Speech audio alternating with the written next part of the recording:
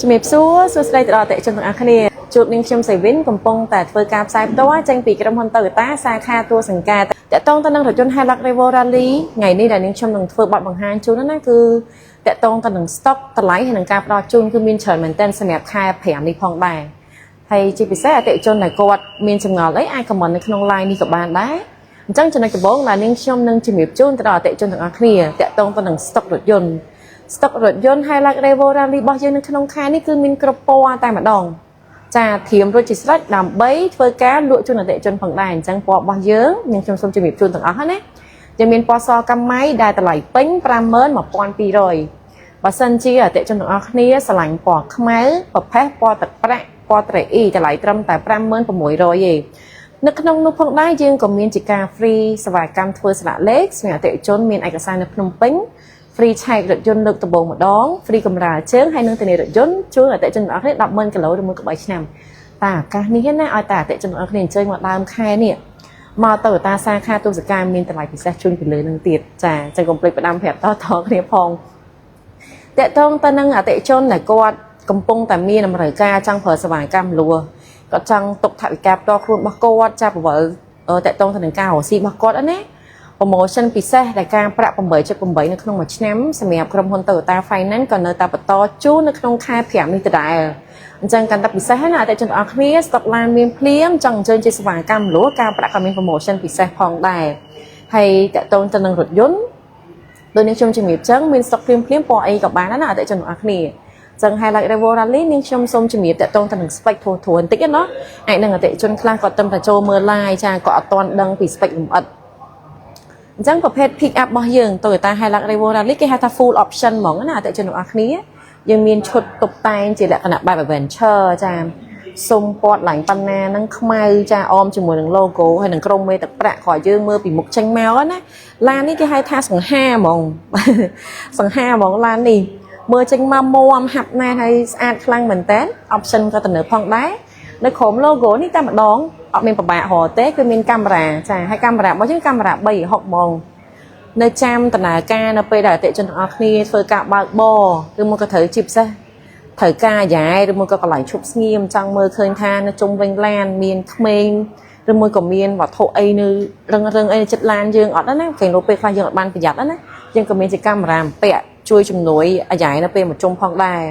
sensor ខាងមុខក៏មានចាផ្ដល់ជាសលេងនៅពេលដែលអតិថិជនទាំងអស់គ្នាធ្វើការបើកបរនៅគៀកឧបសគ្គអីមួយក៏មានជាកាមេរ៉ាហើយមានជា sensor ទៀត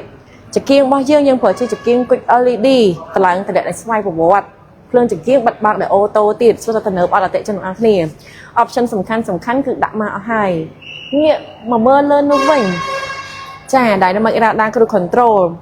មានមុខងារច្រើនមែនតើនៅក្នុងហ្នឹងដូចជាប្រាំងអូតូចាបងប្អូនទាំងអស់គ្នាបើកខុសក្នុងផ្លូវមានជាការញាក់ចង្កូតចូលវិញផងដែរ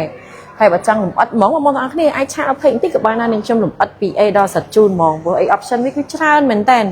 Hilux Revo Rally នេះគឺ full ហ្មងណាអញ្ចឹងងាកមកមើលពីជំហៀងទ្វារវិញបងប្អូនទាំងអស់គ្នាអធិស្ឋានងាកមកមើលពីត្រឡប់ត្រចៀកវិញចានេះបំពាក់កាមេរ៉ាមកគ្រាប់មកដែរព្រោះឯឡានយើងគឺយើងប្រើកាមេរ៉ា360ចាសូម្បីតែកន្លែងសញ្ញោក៏យើងមានប្រកប LED មកបន្តិចដែរណាហើយត្រចៀកបោះ Hilux Revo Rally គឺជាប្រភេទត្រចៀកក្តោបបងប្អូនទាំងអស់គ្នាអាចចុចក្តោបបានយើងងាកមកមើលចំណុចបន្ទាប់ចាគេតុបតែងឈុត adventure តាំងពីនៅលើដៃទ្វារទៀតចាក្រុមមេពណ៌ខ្មៅស្អាតមែនតើបងបើនិយាយពីខាងក្នុងវិញចាខាងក្នុងចេញមកខាងក្នុងចេញមកណាសាមញ្ញប៉ុន្តែស្អាតមិនបាននេះខ្ញុំហ៊ាននិយាយអញ្ចឹងចាភ្លើងតាមដៃទ្វារក៏មានចានេះស្អាតមែនតើបងប្អូនទាំងអស់គ្នាអមជាមួយនឹងពូកខាងក្នុងយើង design ចេញមកគេហៅថាបែប sport ពណ៌ខ្មៅហើយអមជាមួយនឹងការ design ដ៏ស្រស់ស្អាតរួមជាមួយនឹងពូកកៅអីស្បែកខ្មៅហ្នឹងណាយើងបំពាក់មកជាមួយនឹងកៅអីអូតូ8វគ្គមានកៅអីខ្យល់ត្រជាក់ជូនចាប្រអប់លេខអូតូបងប្អូនទាំងអស់គ្នាប្រើលេខដៃក៏បានតាក់ទងទៅនឹង option គឺ full ហ្មងបើខ្ញុំជំរាបជូនមានតាំងពី sensor មុខក្រោយកាមេរ៉ា360បន្លាញ sport ជំនួយនៅពេលដែលមានគេវ៉ាចែងឡានអតិថិជនទាំងអស់គ្នាហើយបើនិយាយពីចំណុចភាគច្រើនដែលភ្ញៀវស្រឡាញ់ដកចិត្តអត់រួចហ្នឹងណាបងប្អូនទាំងអស់គ្នានេះក៏លេខមើលបន្តិចមក speaker JBL មានឡើង9គ្រាប់ពេលខ្លះយើងបើកចាមួយនឹងក្រុមគ្រួសារឬមួយក៏បើកតាណាម្នាក់ឯងក៏ដោយអត់មានចាអបសុកអីទេដាក់ ជំនាញជាប់បលូធួតមានត្រូវការដាក់ខ្សែដាក់អីបងសម្លេងព្រោះមែនតើ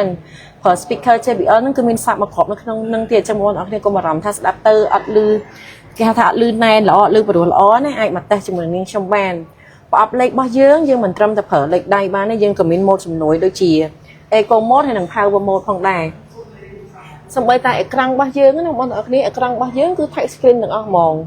អាចមើលផែនទីប្រើ Apple CarPlay Android Auto ដែលអត់ចាំបាច់ដោតខ្សែទេនិយាយទៅ spec នេះគឺខ្ញុំលម្អិតជូនបងប្អូនទាំងអស់គ្នាហ្មងហើយតកតងទៅនឹងកៅអីរបស់យើងបងប្អូនទាំងអស់គ្នាអត់ទាន់អស់ទេណាមានមុខងារកៅអីត្រជាក់ខាងមុខទាំងសងខាងទៀតថ្ងៃខ្លះមកពីក្រៅរៀងបែកញើសខ្លាំងណាបើកៅអីត្រជាក់ឆាច់បងប្អូនទាំងអស់គ្នាត្រជាក់សេហ្មងមានទូ class C ដាក់ class C face ត្រជាក់អីក៏បានដែរហើយខ្ញុំធ្លាប់មានភ្ញៀវមួយគាត់សួរថាពងសុវត្ថិភាព rally មានមែនចាអតិជនអស់គ្នាពងសុវត្ថិភាពទៅលើ Hilux Revo Rally មាន9គ្រាប់ចាអញ្ចឹងការពារបានមកជុំតែម្ដងនេះខ្ញុំសូមចំណុចបន្ទាប់ចំណុចខាងក្រោយអញ្ចឹងកៅអីខាងក្រោយរបស់យើងក៏មានបើនិយាយពីកន្លែងដៃទ្វារអធិស្ឋានយើងក៏មានជាភ្លើងអមដៃទ្វារដដែលដូចនៅផ្នែកខាងមុខដែរបើសិនជាខាងក្រោយក៏មានត្រជាក់សពល្អមែនតែនកៅអីខាងក្រោយរបស់យើងនៅតែបំពាក់កៅអីស្បែកចាកៅអីស្បែកដែលរចនាជាងមកប៉និតជូនទៅដល់បងប្អូនទាំងអស់គ្នាដដែលហើយ speaker របស់យើងគឺមានដល់ក្រោយដែរណាអតិជនទាំងអស់គ្នាចាចឹងបើសិនជាអតិជនទាំងអស់គ្នាស្រឡាញ់មិនថាតែពណ៌សពណ៌អីទេគឺយើងមាន stock ទាំងអស់ចឹងឡាននេះបងប្អូនទាំងអស់គ្នាគេហៅថាឡាន2បាំងកន្លះអញ្ចឹងបាំងខាងមុខនេះយើងអាចប្រើជាលក្ខណៈគ្រួសារបានជាពិសេសរដូវកាលនេះរដូវកាលប្រមូលផលអតិជនដែលគាត់មានចកាមានដំណាំមានអីណាត្រូវការដឹកមកគ្រឿងនេះគឺបានមកចប់ហ្មងអញ្ចឹងមកកណាត់ខាងក្រោយនេះអាចដឹកបានច្រើនមែនតើក្នុងកម្រិតសុវត្ថិភាព800គីឡូជាងចាអញ្ចឹងអាចប្រើជាលក្ខណៈគ្រួសារក៏បានឬមួយក៏ប្រើជាអាជីវកម្មក៏បានទៅថ្ងៃហ្នឹងខ្ញុំចង់បដោតមែនតើទៅលើអតិជនដែលគាត់មានអាជីវកម្មផ្ទាល់ខ្លួនណាក៏អត់ចាំបាច់ត្រូវចំណាយ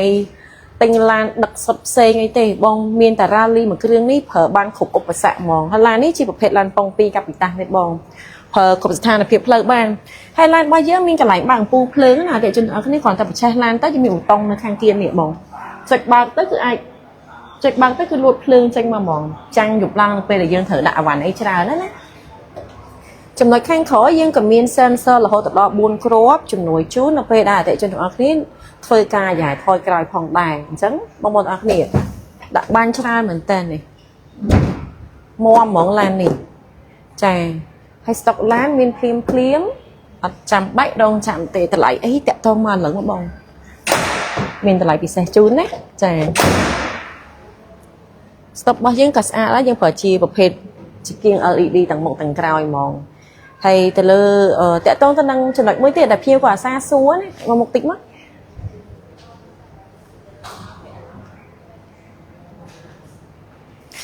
សម្រាប់នេះខ្ញុំឈៀងចូលបន្តិចសម្រាប់ rally ជាមួយនឹង V edition ចាអញ្ចឹងទៅលើ V edition របស់យើងក៏ម៉ាស៊ីនប៉ុន rally ដែរតែជនទាំងអស់គ្នាគាត់ថា V edition ចំណុចដែលខុសគ្នាទៅលើពណ៌ដែលភៀវចំណាំសួរណាសស្គប់ហើយសកាម៉ៃនឹងខុសគ្នាមិនអញ្ចឹងសកាម៉ៃនឹងគឺមានតែនៅលើ rally ទេតែជនទាំងអស់គ្នាសកាម៉ៃនឹងគឺសមានគ្រាប់ពុជផ្លេកឯណាអញ្ចឹងទៅលើ V edition ដែលតម្លៃពេញ 4900 នេះទៅលើពណ៌សគឺពណ៌សស្គូខ្ញុំធ្លាប់មានឃើញភៀវខមមិនអញ្ចឹងហ្នឹងខ្ញុំឆ្លើយឲ្យហើយហ្មងហើយបើសិនជាអតិជនអរគ្នាចង់អញ្ជើញបើកបរសាក់លបងអីនៅក្រុមហ៊ុន Toyota សាខាទូសង្កាយក៏មានរថយន្តបើកសាក់លបងដូចគ្នាឬមួយក៏អញ្ចេះទៀតអតិជនមួយចំនួនគាត់មានឡានចាស់របស់គាត់ចាពងចង់បានឡានលក្ខណៈគ្រួសារអាចប្រើជាអាជីវកម្មបានទៀតរកស៊ីបានទៀតអញ្ចឹងចង់ដោះដូរសេរីបងប្អូនទាំងអស់គ្នាអាចយករថយន្តមកដោះដូរសេរីនៅក្រុមហ៊ុន Toyota សាខាទូសង្កាយក៏បានដែរយើងមានសេវាកម្មច្រើនមែនតើឆែករថយន្តដោះដូររថយន្តរំលោះឡានមានតេស្តឲ្យគ្រប់ម៉ូដហ្មងចាអញ្ចឹងមកនៅទីតាំងនេះគឺមានគ្រប់សេវាកម្មទាំងអស់ហ្មងមានទទួលជាភេសជ្ជៈចាមានគ្រប់ម៉ូដមានតែបៃតងចាកាហ្វេក្តៅកាហ្វេត្រជាក់តែតកអីគឺមានទាំងអស់អញ្ចឹងបងប្អូនទាំងអស់គ្នាមានជាខមមិនអាចខមមិនសួរនឹងខ្ញុំបានណាដឹងថាពិសេសមិនខ្លះឆាតមកពេក Toyota សាខាទូសង្កែចាអញ្ចឹងថ្ងៃហ្នឹងអាចនឹងនាងខ្ញុំមានតែប៉ុណ្្នឹងសិនណានឹងមកជួបអតិជនទាំងអស់គ្នានៅឱកាសក្រោយដដែលចាអញ្ចឹងថ្ងៃហ្នឹងអរគុណមែនតើសម្រាប់ការតាមដានតាំងពីដំបូងរហូតមកដល់ចប់នាងខ្ញុំសេវិនសូមអរគុណសូមជម្រាបលាបាយបាយ